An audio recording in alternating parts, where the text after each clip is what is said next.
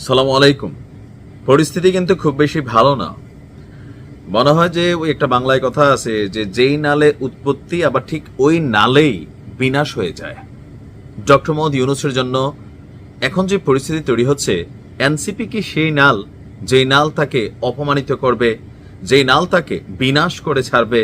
বিষয়টা কিন্তু ওই রকমই চলে যাচ্ছে ভাই। প্রায়োরিটি, মানুষ ব্যক্তি জীবনে একটা জিনিস পছন্দ করে, প্রায়োরিটি। আপনি যদি প্রায়োরিটি একজন থেকে কেড়ে নেন তখন তার কাছে ভাল লাগে না, মনে হয় যে আরেকজনের প্রায়োরিটি দিচ্ছে। এখন এনসিপি আপনার আজকে হান্নান মাসুদ যে কথা বলছে, ঠিক এর কয়েক ঘন্টা পরে হাসনাত আব্দুল্লাহ যে কথা বলছে, নাসিরউদ্দিন পাটোয়ারি যে কথা বলছে, এটা কতটুকু অপমানজনক একটা কথা হইতে পারে যে একজন মানুষ হইয়া নাকি মানুষের সিজদা করে আসছে ডক্টর মোহাম্মদ ইউনূস। তো কার কথা বলছে? আজকে এনসিপির সংবাদ সম্মেলন ছিল, সেখানে বলা হয়েছে অভ্যুত্থানের পর যাকে রাষ্ট্রপ্রধান বানানো হয়েছে, কে বানাইছে? আপনারাই তো বানাইছেন। আপনাদের রিকোয়ারমেন্ট ছিল যে ডক্টর মোহাম্মদ ইউনূস ছাড়া কেউই রাষ্ট্রপ্রধান হতে পারবে না।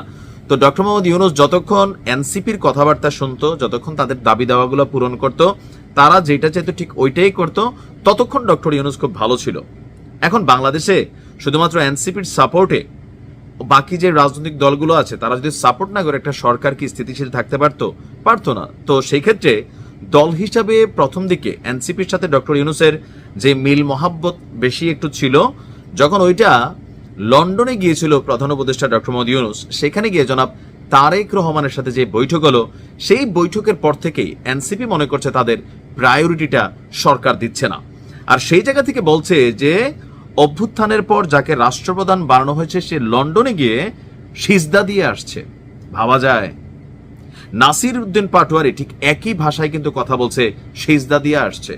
মানে একজন মানুষ হইয়া মানুষকে সিজদা দিছে। ডক্টর মোহাম্মদ ইউনূস কি তারেক রহমানকে সিজদা দিছে? এটা কোনো কথা?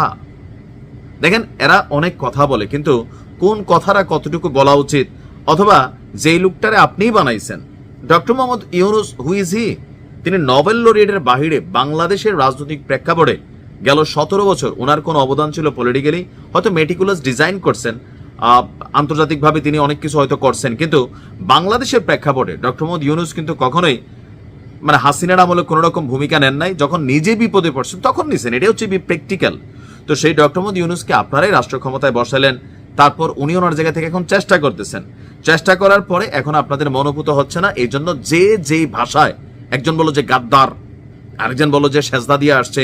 ভাই, এই ধরনের কথাবার্তা আসলে মানুষ কি আপনাদের কাছ থেকে পছন্দ করতেছে? আজকে যদি আপনারা এই কথা অন্য একজন ব্যক্তির নিয়ে কইতেন, তাহলেও মানুষ ভাবতো যে না, ঠিক আছে, তাদের মনোভূত হয় না। কিন্তু নির্বাচন তো আপনারাই করছেন, ওনাকে ইভেন লড়াই করছেন।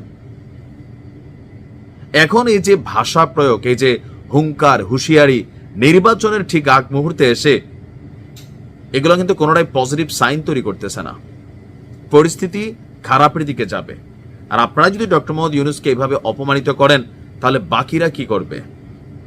আমার মনে হয় যে ডক্টর মোহাম্মদ ইউনূস খালি কোন রকমে নির্বাচনটা দিয়া এই চিপাত থেকে বের হওয়ার জন্য সর্বোচ্চ চেষ্টা করতেছে।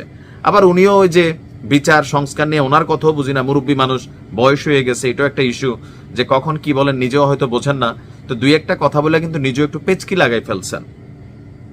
এখন আসলে কি হতে যাচ্ছে সময় বলে দিবে। ভালো থাকুন।